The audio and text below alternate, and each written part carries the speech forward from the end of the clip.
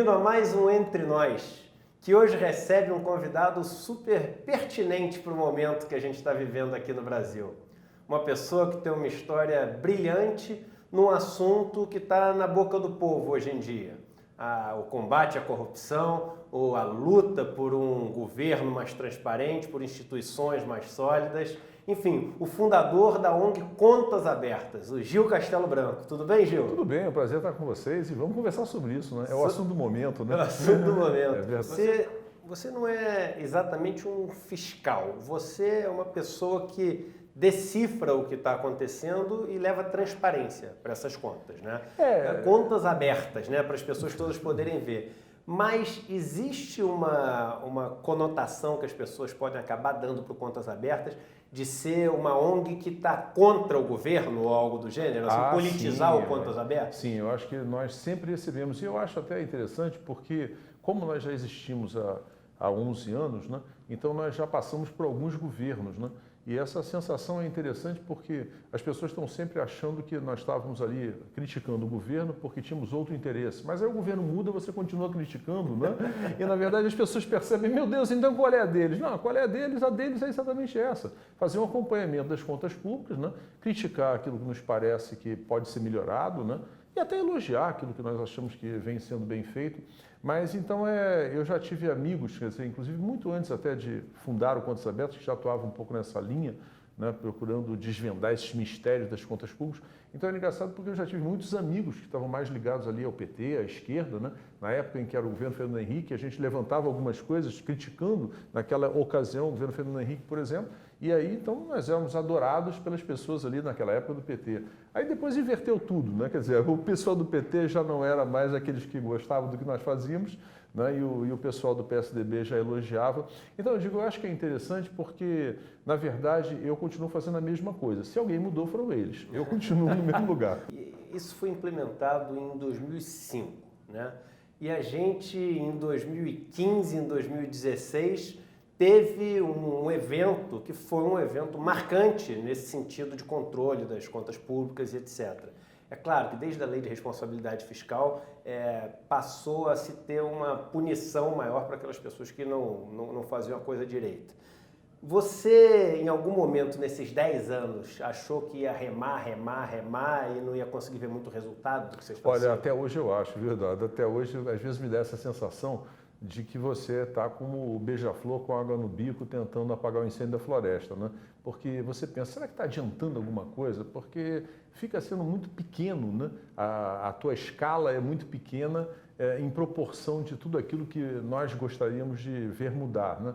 Mas aí acontece sempre alguma coisa. Ainda ontem mesmo estava me ligando alguém do interior de Minas Gerais, de Coronel Fabriciano, que está montando uma organização não governamental e foi inspirado na nossa. Eu digo, meu Deus, de repente eu estou sendo mais importante até do que eu próprio estou me achando, né? E aí uma ligação dessa vai te estimulando a continuar aqui, continuar ali, e você vai tocando com essa tentativa de aumentar essa rede, né, de pessoas, porque quanto maior for o controle, evidentemente nós vamos gastar melhor e com muito mais legalidade e qualidade. Eu acho que já tinha um juiz da Suprema Corte dos Estados Unidos que dizia isso, né? A luz do sol é o melhor dos desinfetantes. Foram os primeiros, se não os primeiros, um dos primeiros a levantar essa bola das pedaladas fiscais, né?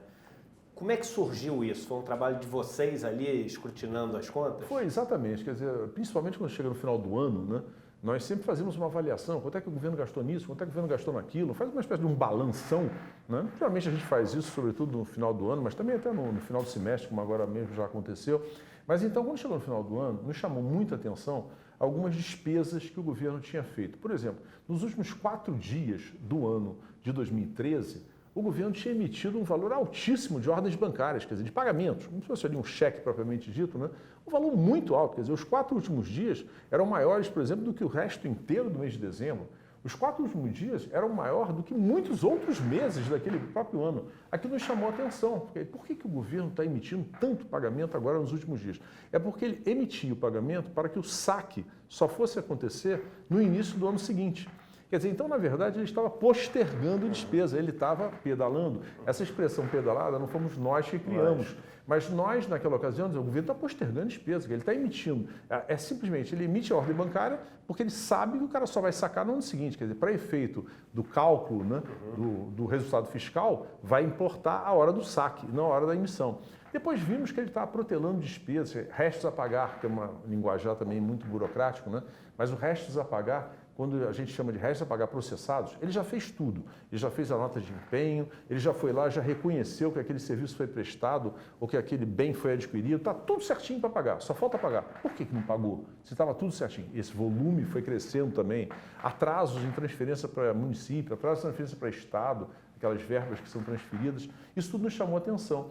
E aí, nos primeiros dias já de 2014, né, nós fizemos uma denúncia ao Ministério Público de Contas, dizendo que, a meu ver, ou a nosso ver, o governo estava maquiando o resultado fiscal, quer dizer, com essas protelações. Então, nós, naquela ocasião, como até então vinha se falando muito da contabilidade criativa, né, do governo tentando antecipar receita, até das estatais e tudo, até nós usamos uma expressão de contabilidade postergada, quer dizer, o governo estava gastando, quer dizer, ou deixando de gastar para que aquilo fosse contabilizado no ano seguinte. Então, nós fizemos essa denúncia. E aí o Ministério Público até não tomou de imediato uma providência, até porque aquele caso de Passadina estava muito lá, né, era o centro das atenções ali do Ministério Público de Contas, né, mas aí tudo veio à tona quando o governo começou a usar, eu digo, a pedalar com a bicicleta de terceiros, né? Que foi quando ele começou a usar Caixa Econômica, Banco do Brasil, para que eles pagassem despesas que deveriam ser do próprio Tesouro. Né? E aí, quando isso aconteceu, claro, aquilo chamou muita atenção e o Ministério Público de Contas trouxe isso a público e aí já surgiu o nome, a expressão pedalada. Então, de certa forma, nós fomos ali um dos primeiros a denunciar essa postergação de que o governo ia fazendo com o interesse, claro, de maquiar o resultado fiscal, claro. E aí vem uma coisa que foi se colocado muito, que essas pedaladas, na verdade, foram um motivo e uma conta de chegada para poder tirar o governo, mas que elas sempre existiram. Elas sempre existiram ou elas foram novidade no governo Dilma? Olha, na proporção em que elas aconteceram, elas foram absolutamente uma novidade, porque realmente chega a ser impressionante o gráfico, né? Depois posso até lhe passar, porque basta você olhar que você diz, não acredito, quer dizer, porque realmente, você vê, alguma despesa, você vai pagar o Bolsa Família todo mês, né? Bom, sempre não vai bater aquilo, né? Exato, claro. 2 bilhões 624... O caixa de competência ali sempre vai ficar um pouquinho diferente. Vai ter uma diferença. Então, uma vez ficava desfavorável para o governo, né? Outra vez ficava desfavorável para o agente pagador, a Caixa, no caso, mas isso nunca na proporção em que o governo passou a fazer. Quer dizer, simplesmente o governo diz, olha, paga isso porque eu vou gastar esse meu dinheiro aqui com outras despesas, até porque esse é um ano eleitoral e eu não posso, né, nem deixar de pagar o Bolsa Família, nem de deixar de realizar isso. Então, resolve esse problema para mim. E com isso, os bancos foram pagando e assumindo despesas que, claro, eram do Tesouro, né? E eu acho que isso numa proporção que jamais tinha acontecido e a meu ver, quer dizer, essa fraude fiscal, digamos assim, ela foi o principal instrumento do estelionato eleitoral. Quer dizer, se não fosse a fraude fiscal, nós todos teríamos sabido que o Estado estava quebrado. Nós só não soubemos disso porque com a fraude fiscal e com as pedaladas, a sociedade, de uma maneira geral, não sabia do que estava acontecendo. Quer dizer, claro, economistas, aquelas pessoas mais antenadas ali com o dia a dia, sabiam, mas aquilo não foi um consenso, né? Tanto que até a última hora você via debates na televisão entre o ministro, que era então do governo, e os candidatos, e até os candidatos, ou mesmo aqueles seus representantes na área econômica, e o governo sustentando o tempo todo que não, que o Estado estava bem, aquilo tudo era, né, era uma invenção da oposição.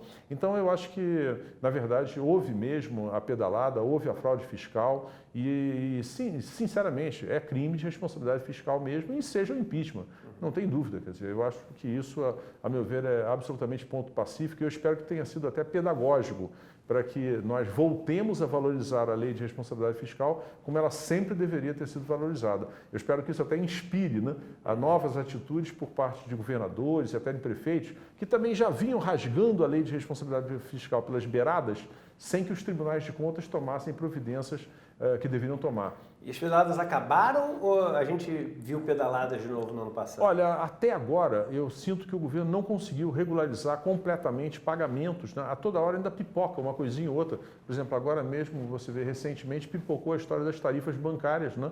E que o governo tinha regularizado lá o Bolsa Família, mas havia muitos dos serviços que a Caixa presta e que recebe uma tarifa por conta de ter que pagar a Bolsa Família no Brasil inteiro. Isso é uma tarifa para um serviço bancário. E essas tarifas, por exemplo, ainda estavam atrasadas. Então, o esqueleto, os esqueletos eram tantos que o governo passado tinha colocado dentro do armário, que até agora eu vejo que o governo ainda não conseguiu resolver completamente, né, esse problema. Você acha que isso tudo que aconteceu, a punição, o impeachment que tem que ser confirmado ainda, ele foi suficiente para a gente mudar de governo ou realmente ele é um marco para um novo tipo de comportamento? Olha, eu acho que foi importante para mudar de governo, até porque o governo passado já não tinha mais nenhuma credibilidade, quer dizer, não víamos nenhuma chance de sair desse buraco, né, com o governo passado, né? Agora, eu espero que realmente isso seja um marco, né? Eu digo que eu também tenho dúvidas ainda um pouco do que vai acontecer. Você falou de apagar incêndio, do Beija-Flor apagar incêndio. Será que não é o Beija-Flor apagando incêndio? Eu digo assim, quando mudou o governo, eu até me lembrei de uma situação engraçada, não sei, também, você é mais novo, talvez não tenha nem percebido muito, mas os mais velhos acompanharam, que era aquele filme clássico, né, que foi Sete Homens e um Destino, que era uma revisão daqueles Sete Samurais, da história que você gosta de artes marciais, talvez até se lembre, que era uma cidade que vinha sendo constantemente atacada por um grupo de bandidos e, sem condições de se defender, contratou uns pistoleiros profissionais. Eu digo, quando o governo mudou, eu me lembrei dessa situação, porque, na verdade, parecia que era isso mesmo. Nós estávamos sendo assaltados, nós não sabíamos, e os pistoleiros profissionais agora vão ter que resolver esse problema. Não é? Então, eu espero que esses pistoleiros, no filme, deu certo. Né? Os pistoleiros acabaram conseguindo defender a cidade. Eu espero que no Brasil isso também aconteça. Por quê? Na verdade, nós não podemos esquecer, né? Se um veio do que era desviado da Petrobras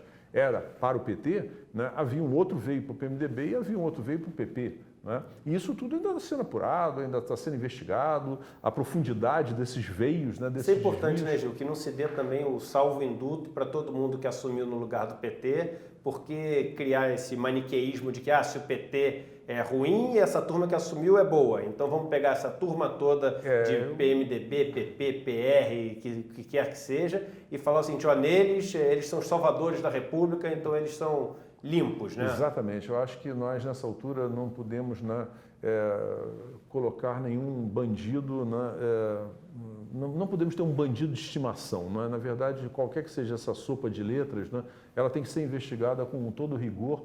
E o ideal é que nós possamos sair dessa situação, né, com a política, de certa forma, pelo menos um pouco mais purificada. Você né? imaginava em 2005, quando você fundou, que você poderia chegar num ponto onde você teria plantado uma semente tão importante para uma mudança como essa que aconteceu no Olha, país? eu nunca imaginei, aí até porque eu ainda hoje me surpreendo, sabe, Eduardo, de achar que a sociedade ela pode muito mais do que ela própria imagina. Eu hoje em dia tenho essa consciência justamente por essa nossa história, né? Quer dizer, de ter começado ali do nada e hoje em dia de nós pedimos uma informação ao Supremo Tribunal Federal e ele responder. Quer dizer, nós pedimos uma informação ao Ministério da Fazenda e ele responder, a Presidência da República ela responder. Quer dizer, então uma entidade minúscula, né? Mas que acabou se fazendo respeitar. Eu acho que nós todos, quer dizer, podemos fazer muito mais, mesmo sem uma carteirinha partidária, porque essa ideia também de que tem que estar necessariamente filiado, a meu ver, minha experiência é a contrária. Justamente eu achei que não deveria me filiar, não por aversão à política, até porque a política é extremamente importante, mas justamente para não parecer que era alguma coisa tendenciosa, atuando num ou no outro sentido. Né? Então eu acho que eu não tendo nenhuma filiação partidária, nunca tive, isso me coloca numa situação de maior independência. E eu acho que nós, a sociedade brasileira, nós somos como assim, uma manada de búfalos trancafiada assim, num cercado de ripa de madeira. Acho que basta que alguns comecem a se movimentar, como tem acontecido, né, para que a realidade vá mudando muito rapidamente. Eu acho que nós temos que entender que o dinheiro é nosso, né? Quer dizer, seja lá nos impostos, nas taxas, nas contribuições que nós pagamos, o Estado não gera um centavo, o Estado sobrevive às custas do que nós pagamos, nós, pessoas físicas e jurídicas. Né? E também as constituições do mundo inteiro já dizem isso, né? O poder emana do povo. Quer dizer, seja lá do executivo, do legislativo, judiciário, seja um cargo concursado, comissionado e eleito, na verdade, no bom português, são nossos representantes, né? num bom português ainda mais, os patrões somos nós. Quer dizer, então nós temos que ter essa consciência de que se nós quisermos, nós podemos mudar. Muito obrigado pela sua visita aqui, Gil. Queria te parabenizar por ser essa pessoa brilhante e corajosa. Não, e que hoje deve estar muito obrigado. orgulhoso por ter plantado essa semente em 2005 e hoje está vendo o resultado disso que você idealizou lá atrás. Parabéns. Não, muito obrigado, era um prazer, tá? E quantas vezes mais você precisar, eu estarei aqui, porque esse bate-papo é super agradável, até diferente, parecia que a gente não estava nem conversando de economia, né? Então foi muito gostoso conversar, foi um prazer.